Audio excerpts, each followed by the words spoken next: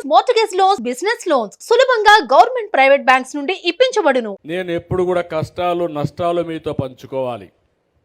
నా ఆలోచన ఒకటే, ప్రతి ఒక్క కుటుంబానికి అండగా ఉండాలనేది నా కోరిక. మీ జీవితాల్లో వెలుగు తీసుకురావాలనేది నా సంకల్పం. అందుకే మొన్న ఎన్నికల్లో చూశాను. నా జీవితంలో ఎప్పుడు కూడా అలాంటి ఎన్నికలు చూడలేదు. నేను మిత్రుడు పవన్ కళ్యాణ్ గారు బీజేపీ కలిసి పోటీ చేశాం. కలిసి పోటీ చేసి నిలబెట్టిన అందరూ గెలిచారు. 93% గెలిచారు. అంటే మీలో ఎంత ఉత్సాహం ఉందంటే, ఎక్కడ చూసినా కూటమి అభ్యర్థుల సింబల్ కనపడిస్తే మీరంతా ఓట్లేసే పరిస్థితికి వచ్చారు. గుద్దుడే గుద్దుడు కార్యక్రమానికి శ్రీకారం చుట్టారు. నాకే ఆశ్చర్యం వేసింది.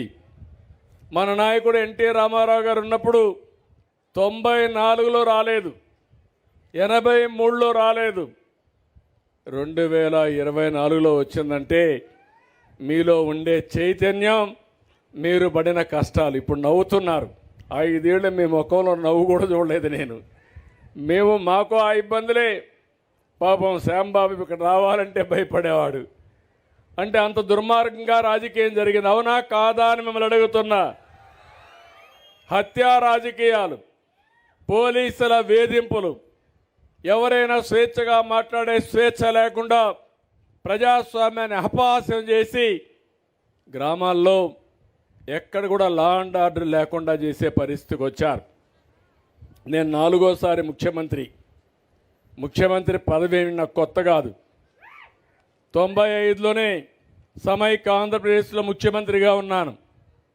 ఇప్పుడు చూస్తూ ఉంటే మొన్న అదే అన్నాను, కుర్రాళ్ళు అరుస్తున్నారు 95 CBN అని. అదే చూపించాలనుకుంటున్నా ఇప్పుడు.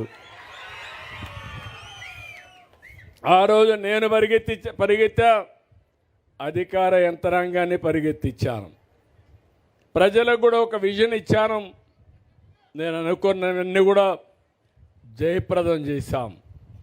కష్టాలు ఉంటాయి, ఇబ్బందులు ఉంటాయి, కానీ ఈరోజు మీరందరూ గుర్తుపెట్టుకోవాల్సింది, ఇబ్బందుల్లో కూడా, కష్టాల్లో కూడా, సంక్షోభంలో కూడా మనం కొంత ఆలోచన చేసి బయటపడే పరిస్థితి రావాలి.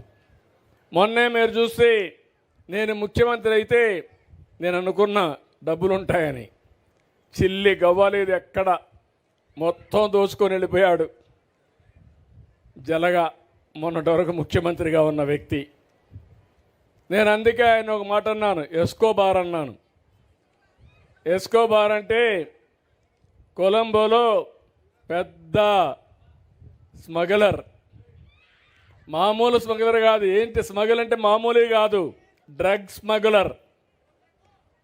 మందు పదార్థాలను అమెరికాకు స్మగిల్ చేసేవాడు. ఎవరైనా మాట్లాడితే వివేకానంద రెడ్డి మార్గ ఎగిరిపోయేవాళ్ళు. అలాంటివన్నీ చేసేవాడు. అలాంటి వ్యక్తే ఇతను.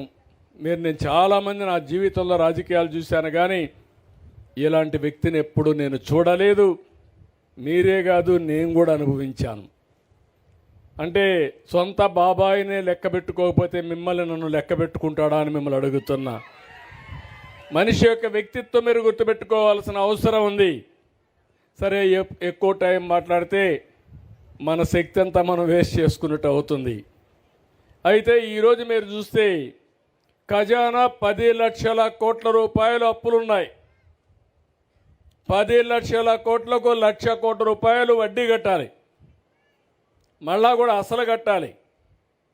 ఈ రెండు కట్టాలంటే ఎక్కడ దేవాలనో అర్థం కాలేదు. అప్పులు ఇచ్చే మార్గం లేదు.